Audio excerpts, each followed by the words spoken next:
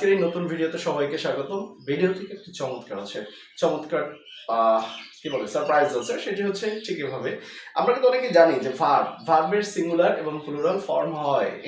অনেক সময় আপনারা বলেন যে ভার্ব থার্ড পারসন সিঙ্গুলার ভার্বের সাথে এস বাই এর যোগ হয়, মানে সাবজেক্ট থার্ড পারসন সিঙ্গুলার হলে ভার্বের সাথে এস বাই এর যোগ হয়। প্যারায় কিচ্ছু দরকার নাই, শুধুমাত্র আপনি জানবেন ভার্ব কোনটি সিঙ্গুলার এবং কোনটি প্লুরাল, কিভাবে ভার্ব সিঙ্গুলার হবে, কিভাবে ভার্ব প্লুরাল হবে। এতটুকু জানলেই দেখবেন যে আপনি যে কোনো ধরনের বাক্য আপনি ঠিকভাবে ইউজ করতে পারছেন। মূলত আমরা জানি যে এই যে সিঙ্গুলার প্লুরাল নাম্বারটি দুটো জিনিসের হয়, একটা হচ্ছে সাবজেক্ট, যার সাবজেক্ট যেটা হয় সেটা হচ্ছে নাউন এবং প্রোনাউন। ঠিক আছে, নাউন প্রোনাউনের সিঙ্গুলার প্লুরাল কিভাবে হয় সেটা আমি আগে আলোচনা করেছি। এবার আসছি ভার্বের সিঙ্গুলার প্লুরাল। ওকে, করবো আজকে।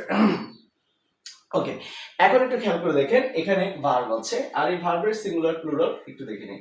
অর্থাৎ ভার্বেরও কিন্তু সিঙ্গুলার প্লুরাল ফর্ম হবে। হ্যাঁ, এই যে আমি লিখছি প্লুরাল আর এটা হচ্ছে কি সিঙ্গুলার।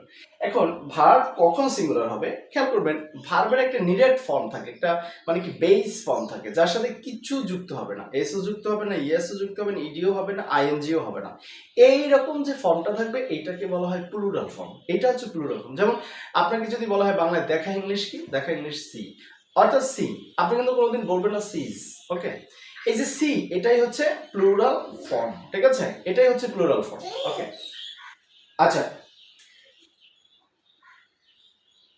এটাই হচ্ছে কি বলেন প্লুরাল ফর্ম। কিন্তু এই ভার্বের সাথে যখন আপনি ইএস যুক্ত করবেন, এস অথবা ইএস যুক্ত করবেন, তখন কিন্তু সিঙ্গুলার হয়। দেখেন আমি এটা লিখে দিয়েছি, এই যে ভার্বের সাথে প্লুরাল হবে শুধু ভার্ব, এর সাথে কিছুই যুক্ত হবে না। আর হচ্ছে সিঙ্গুলার, ভার্বের সাথে যদি আপনি এস বা ইএস যুক্ত করেন তাহলে সেটি হচ্ছে সিঙ্গুলার।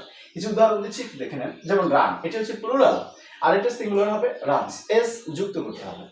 সি, এটা হচ্ছে প্লুরাল আর সিঙ্গুলার হচ্ছে সিজ। এই যে কল, কল হচ্ছে প্লুরাল আর এটির সিঙ্গুলার হচ্ছে কলস। গো হচ্ছে প্লুরাল আর সিঙ্গুলার হচ্ছে গোস।